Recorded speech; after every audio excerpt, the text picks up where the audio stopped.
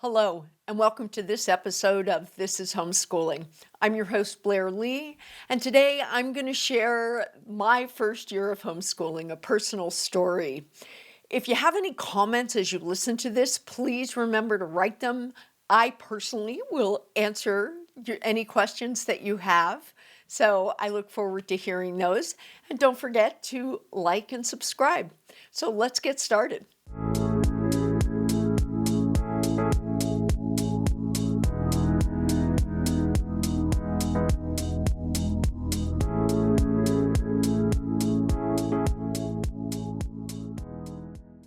So once I decided to start homeschooling, the first thing I did was started planning. Now, this was before there was huge Facebook groups. This was before that you could get online and find things out. It was really hard to do research, and a lot of curriculum companies didn't even have samples. You just had to talk to people in your community and find out what they were using. And we were in a small area in Nevada, and there weren't any other secular homeschoolers. There also were a lot of holes for secular homeschoolers, like science. There's really not any good secular science programs out at the time. And so that spanned multi-years. And so I had to figure all of that out. And for a planner like me, that is good news because I had a lot of fun. The only problem is all that planning ended up causing some problems down the road. The reason it caused problems is because, like anybody else who loves to plan, we can become very attached to the plan. The problem is that the way kids learn doesn't necessarily follow this pre-planned schedule. And I had to learn that. That was part of the learning curve that I had during that first year. But I put together a plan. I wanted to use a liberal arts. I've always believed in a nice liberal arts framework. And to this day, I think that's one of the best things you can do is come up with a liberal arts framework that you use as a guide. So for example, language arts, math, history, science, and then I usually had something else. In those early years, it was a foreign language that eventually we added computer science to that. So, but that's what year one looked like as far as what courses and content I was looking for. So looking back at my plan, that timeline became something I spent so much time on that I really didn't, I shouldn't have. That's because your child will move ahead in leaps and bounds sometimes, and then other things might take much longer than you anticipated. And so what do you do in that situation? And the problem, and I see this all the time in our Facebook group, and it happened to me too, where you start to feel like you're failing if your child isn't meeting these sort of steps that you have planned. And those are arbitrary. That's one of the most important things for anyone who's beginning to homeschool, and it can even be important for longtime homeschoolers to remember that timeline is really arbitrary. When you are working with a learner, when you are having a learner-centered approach, you want to make sure that you just are focusing on a one-page ahead. The other thing that I didn't do, and it took me about a year to really understand how important this was, I would either save every single piece of work, or I wasn't very good about saving work for some things. Now, the problem was that's what I really needed to be using to evaluate the progress, how fast we could move ahead, and where we needed to spend more time, and where my child needed more scaffolding. That's the other thing that I had to learn that I didn't know that first year is really if your child needs scaffolding, if they need extra teaching around something, give it. Just give it. Don't attach anything. Don't worry. Don't look at yourself and say you're doing a bad job of teaching. Some people just need more teaching to master some concepts than others, and then they will for other concepts. So I can be a bit of an over planner, but that's not to say that my plan was complete in everything. There's two things that I wish very much that I had included. The first one is that I wish at that time I understood the importance of a holistic approach that wove learning skills in. I really wasn't familiar with the concept of metacognition. That would be a couple years down the road. And so I didn't understand and really didn't appreciate the benefits of using a Socratic method, especially in situations where my child was struggling with something. The I really should have been thoughtful about age and stage appropriate executive functioning skills within the context of learning. And I just tended to be the sort of person that focus used a multimodal approach, so that really wasn't a problem. But if you're not someone who uses a multimodal approach, I would encourage you to be thoughtful about weaving in visual and kinesthetic elements. Now, for an early reader like my son, the reading writing component, he would naturally was a good reading writing learner, and that made everything easier. But he actually, especially with math, needed a kinesthetic component. The other thing that I didn't do that I wish I had is I took it for granted that subjects like biology, which we were doing in first grade, would be so easy to teach that I didn't really need to plan them. And biology, if that was the only thing I was teaching, would have been pretty easy to teach to a first grader. But in the context of everything else that I was trying to do and everything I was putting together, it I did a terrible job that first year of teaching biology. In year two, I doubled up biology and earth science. I found a couple of resources, actually from Pandia Press, that we used for in year two.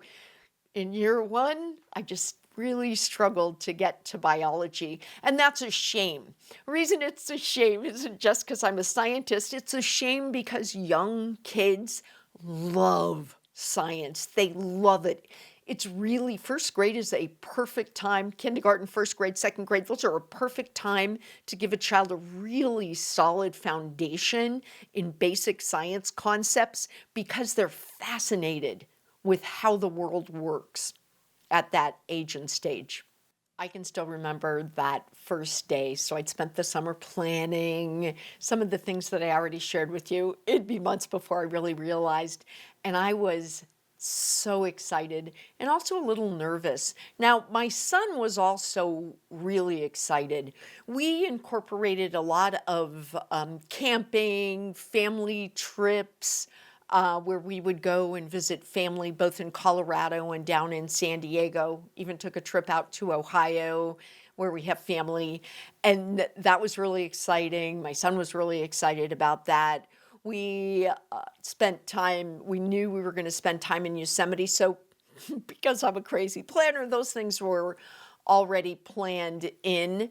The other thing that we knew that we were going to have more time for was skiing because we were living really close to Mammoth, in between Mammoth and Lake Tahoe at the time. So it was really exciting. Now, when we started the academics, I think it was an awakening. So kindergarten for my son had been like daycare because I already talked to you about that in the first personal story, but there really wasn't a lot of learning situations for him in kindergarten. And so when we started with first grade, I chose to start with academics. And so this was the first time that he had had any sort of coursework that met him where he was, and I was very thoughtful about that. And so that was a lot, and I wasn't prepared for that. I wasn't prepared for basically this, little kid going, wait, what? I have all of this stuff to do? And that would be a learning curve for both of us. It's one of the most complicated things for me, and I know that a lot of you can share in this with me is that you're a parent and you're dealing with all of the issues you would as a parent, and you're also a teacher, and the nexus of where those two overlap can be complicated. There are things that we put up with when our children do to us within the context of us as a teacher and homeschooling, we would never let them get away with if they did it to someone who was not us. And it took me until second or third grade before I really set the middle of second grade before I effectively dealt with that in a way that was fair to me and also was effective with my son. If you look at me today and everything I write about homeschooling, you might think that I had it all figured out. No, what I am sharing with you are things that I learned along the way. That first year, I had a lot to learn. There were bumps in the road. In spelling and math, my son struggled with the programs that I initially chose, and I held on to them for a while. Hey, I'd spent good money on these programs. Unfortunately, they weren't a good fit for my son, and I should have gotten rid of them long before I did. The other thing that was a problem is I hadn't developed a philosophy around how learning best happens. Now, I think a lot of people, when they start homeschooling, thinks that's kind of woo to feel that you need a philosophy about how learning best happens. But honestly, that is a guiding light, a guiding principle for homeschooling. And when times get tough, and I promise you they're going to get tough, I don't care how well homeschooling works for you, there will be some bumps in the road. If you have a guiding light about what learning should look like, that gives you something that you can always hold on to and think about how you can get back to and how you can stay true to those principles. I had successes too. Some little successes, some big successes. One of the little successes was just watching my son get enough sleep. He had really struggled all through kindergarten, getting up and being awake and alert in time for school. Another success was the amount of time that we had to visit family. That was really awesome. We were able to go and spend extended time with my grandmother in Colorado, go to Ohio and spend time with my son's aunts, go down and spend time with his brothers down in San Diego. And so all of that was really exciting. And now I realize that the successes and that focus then has been long ranging throughout his life. And it's really that focus on family has led to this big yours and mine family that my son grew up in. And so that's really been awesome. Other successes, we had some academic successes to when I have these older stepkids, so I knew that in grade school, science and history were not being taught. And so it was really exciting for someone who's got a passionate interest in history and is a scientist to watch my son in first grade acquire the foundational knowledge and skills around science and history that I think everyone should be learning in those early elementary grades. One of the things that I should mention is that I was kind of caught off guard because my son struggled with confidence in as far as seeing himself as a learner. I didn't expect it because he's an early reader. He actually really learned most things fairly simply. Yes, there was spelling. Yes, there was math, but he's also a hard worker. And so he always showed up and did his best in those two subjects. And that's the most you can ever ask of anyone. And so I had to give a lot of thought to his mindset and to help him see himself fairly And what I came to understand is that the way he was seeing himself was actually reflected in the way I was evaluating myself as his teacher. And if you follow me, you know that I talk about this all the time, that you have to be very careful about how you talk about yourself and how you view your job that you're doing as your child's primary educator, because if you think you're not doing a good job, your child internalizes that and they think they're not doing a good job. And that actually was something that I realized part of the way through first grade, and then worked really hard to actually change my own internal language and the way I saw myself in the context of teaching him, because there was never a point where he shouldn't have seen himself as a hard worker who always showed up and did his best. And when I came to understand that I did the same thing, that that was a quality that we both shared, it helped me not be so critical of myself. And that's actually really important. I bring it up because it is really important that you focus on evaluating your own performance in a way that's fair. As you can guess from all of this, my first year of homeschooling didn't look like I thought it would. And that was a mistake on my part. I mean, honestly, it's never going to look like you think it's going to. Mostly because there's another person that's involved in how it's going to look, and they haven't approved this look that you've designed and developed. And even in those years when I got a lot of input from my child, they're a child. Part of the way through, they change their mind. They don't even remember what they told you. Yeah, so one of the things that I came to understand is that don't get too attached to a certain look. You know, that brand card you developed for how homeschooling is going to look that year. Yeah, probably needs to have a lot of caveats and maybes attached to it as you figure out. When you start figuring out on that the most important thing you can do is to optimize it for the learner, you come to understand that you need to be figuring this out on a week-to-week, month-to-month basis, what it's going to look like. If I could give myself one piece of advice that first year, it would be to be loving, kind, and apply a growth mindset as I learned a new job. We're parents, we're homeschoolers, we're deeply invested in this choice that we have made for our child's learning. And so we don't always look at it in the harsh light of day as a job.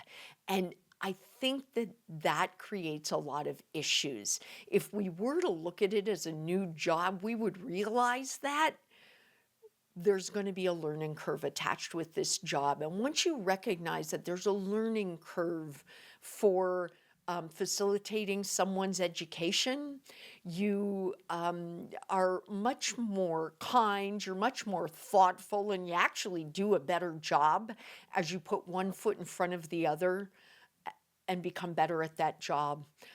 I really, as a part of that, I really needed to recognize that as long as I was doing my best, showing up and doing my best every day, that was enough. My best was enough. It was good enough. So that's it for my story of year one. If you have any comments or questions, please ask in the comments section right below this video. I'll come on over and answer. Don't forget to like, subscribe, click the notification bell, and share this with anyone who might benefit from hearing someone else's story of their first year of homeschooling. In my next personal story, I'll go into the summer and then between first and second grade and then second grade. I realized at the end of first grade that I wanted something different as far as philosophically. And that is when I began thinking about creating a culture of thinking. And that's what I'll be talking about in the next personal story.